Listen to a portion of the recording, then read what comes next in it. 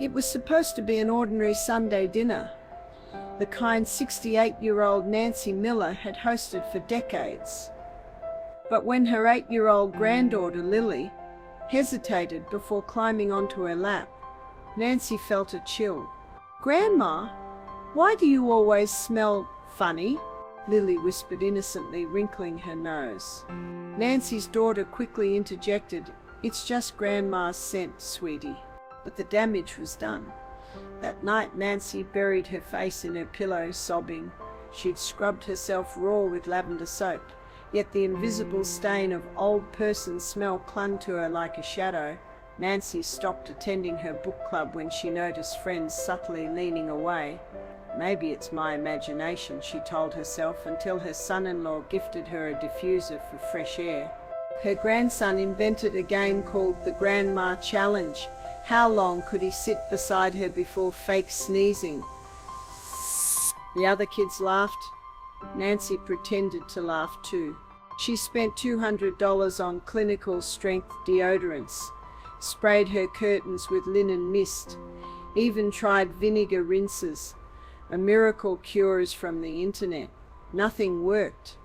Am I just dirty? She wondered, though she bathed twice daily.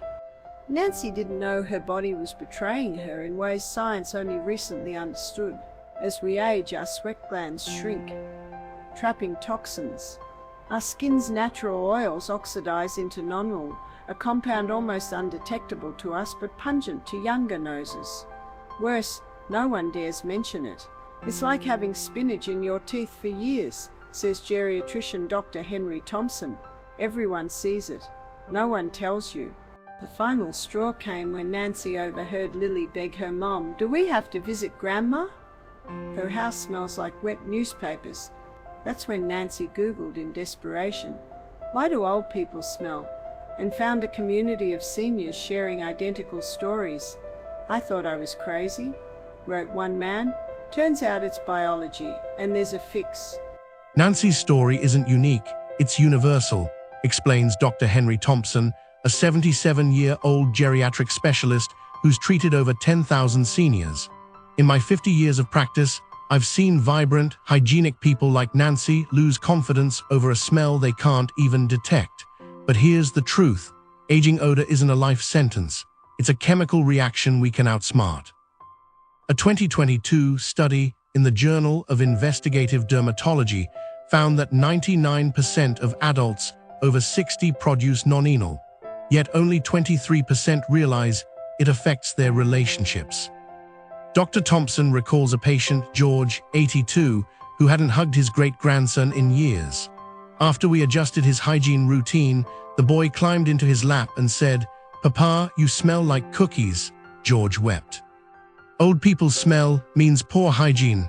No, it's caused by thinner skin plus oxidized oils equals nominal. Less saliva equals more oral bacteria. Medications and slower digestion alter body chemistry. The fix isn't expensive colognes or harsh soaps. It's about strategic hygiene. Focus on 3 key areas, says Dr. Thompson, and you'll see changes in weeks, not years. As we age, our sweat glands shrink and produce up to 50% less sweat, a natural but often overlooked change. While less sweating might seem like a relief, it has a hidden downside. Sweat isn't just about cooling us down, it's one of the body's primary ways to flush out toxins. With less sweat, metabolic waste, like ammonia and urea, lingers on the skin. These trapped compounds feed odor-causing bacteria, particularly in folds, armpits, under breasts, groin. Seniors often mistake this for just needing more deodorant, but traditional antiperspirants can worsen it by further blocking sweat glands. Frank, 71, swore he never sweated anymore and assumed he was cleaner until his daughter mentioned a sour milk smell. Tests showed his urea excretion through skin had doubled, while sweat volume dropped. After adjusting his routine, more on that later, his odor improved in weeks. After age 50, skin lipids, oils, oxidize into a compound called 2-nominal, a fatty acid nearly undetectable to older noses, but sharp and musty to younger ones. Nominal binds to clothing fibers, making laundry smell stale even after washing. Ordinary cleansers don't break it down, they just mask it temporarily. Humidity oxidizes sebum faster, amplifying the smell, a reason Florida retirees complain more than Arizonans. A 2001 study by Japan's Shiseido Research Center identified nominal as the key marker of aging odor. Younger participants described it as greasy and like old books, while seniors in the study couldn't smell it at all, proving it's not about hygiene but biological blindness. Saliva production drops 40–50% after 60 due to medications, antihistamines, blood pressure drugs. Dehydration, older adults feel thirst less acutely. Sleeping with mouths open, common with age-related sinus issues. Saliva normally washes away food particles and bacteria. Less saliva equals more anaerobic bacteria, which produce volatile sulfur compounds, the same chemicals in rotten eggs. A dry tongue develops a white film, a bacterial biofilm that brushing alone can't fully remove.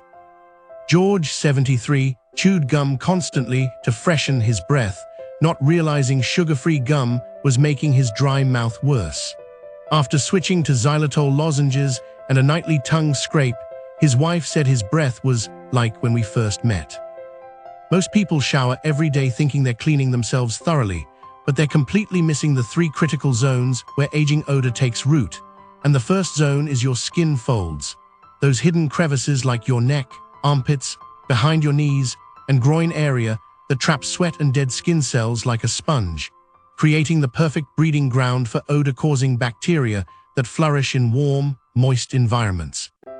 Which is why you need to treat these areas differently than the rest of your body by using a soft bristle brush or washcloth to gently exfoliate the skin without irritating it, since harsh scrubbing can actually damage your thinner, mature skin and make the problem worse. And always follow up with a pH-balanced cleanser specifically formulated for senior skin, because regular soap is too alkaline and disrupts your skin's natural protective barrier. Then pay special attention to drying these areas completely by patting them dry, and even using a hairdryer on the cool setting to reach deep folds where towels can't, because any leftover moisture will accelerate bacterial growth and bring the odor right back. The second zone nobody talks about is your scalp and other hairy areas, because hair acts like a magnet for sebum and that pesky nominal compound, especially if you've cut back on washing your hair as frequently due to dryness or thinning hair. So you'll want to massage your scalp vigorously with a clarifying shampoo at least twice a week to break up oil buildup, while avoiding heavy conditioners near the roots, since they'll just weigh your hair down and trap more odor. And if you have body hair in places like your chest or underarms, consider trimming it shorter, because less hair means fewer places for odors to cling and multiply throughout the day. Your feet, especially between your toes, are the third and most surprising odor hotspot, because while you might think feet smell less as you sweat less, the opposite is actually true due to changes in your skin's microbiome. So you should soak your feet for 10 minutes twice a week in warm water mixed with a cup of apple cider vinegar, which naturally kills fungus and bacteria. Then apply an alcohol-free antibacterial cream like tea tree oil between your toes daily to maintain protection without drying out your skin. And never make the mistake of using hot water in your showers or soaks, because that strips away your skin's natural oils and triggers even more sebum production as your body tries to compensate for the dryness.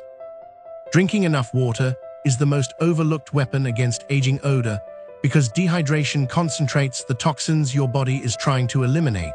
So start your morning with a glass of warm water mixed with lemon juice to wake up your digestion and liver function, since these organs play a huge role in how your body processes waste.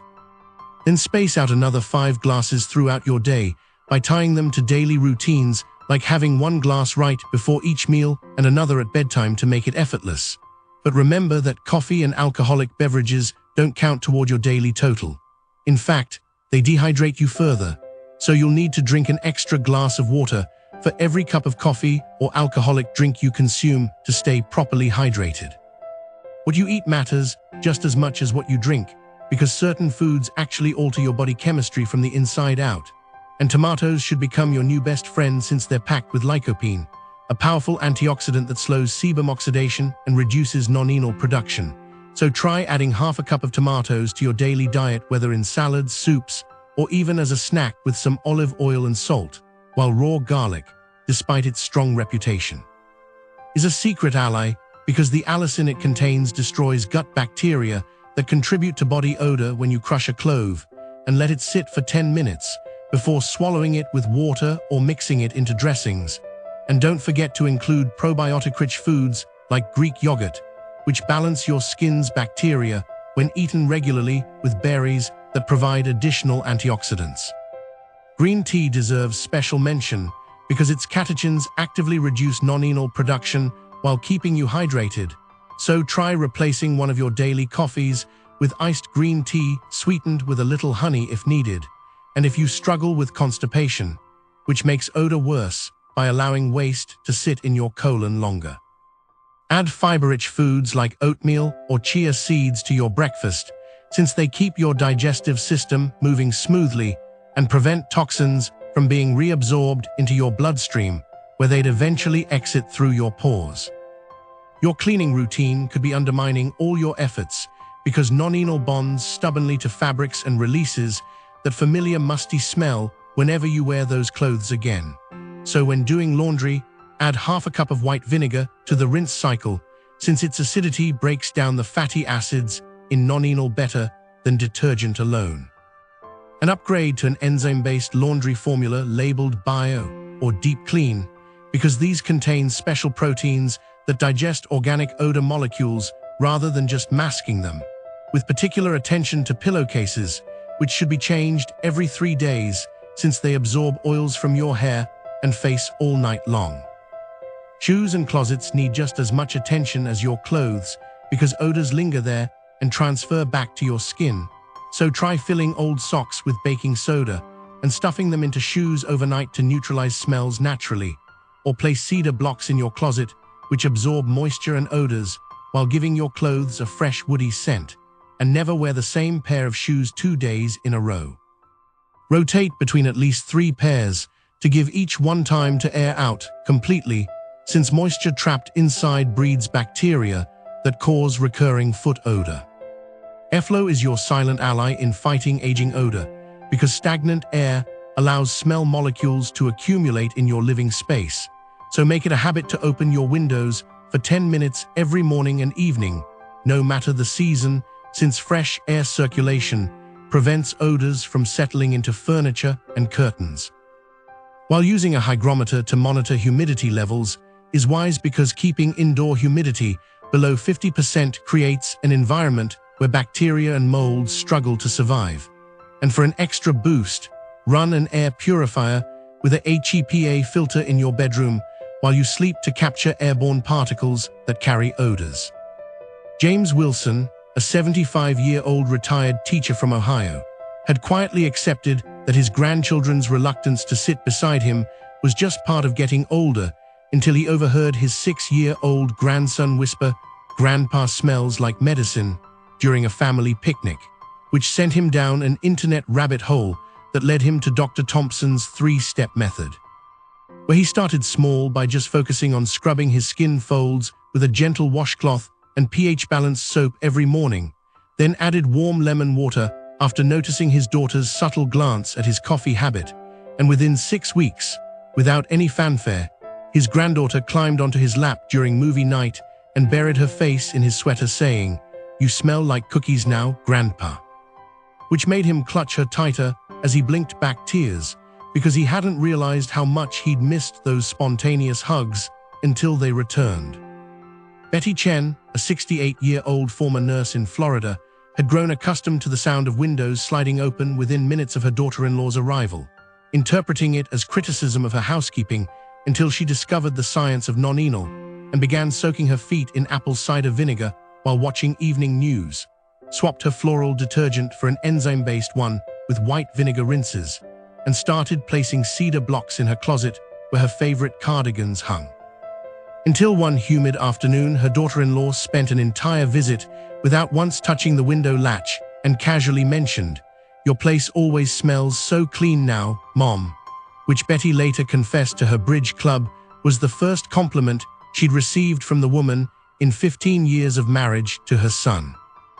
Martha and Roy Jenkins, married for 52 years in a small Arizona retirement community, had stopped dancing at the senior center's monthly socials because Roy's persistent foot odor made partners discreetly avoid him, until their granddaughter printed out Dr. Thompson's shoe rotation tip and bought them a six-pack of moisture-wicking socks, along with a bamboo shoe rack labeled Monday Sunday.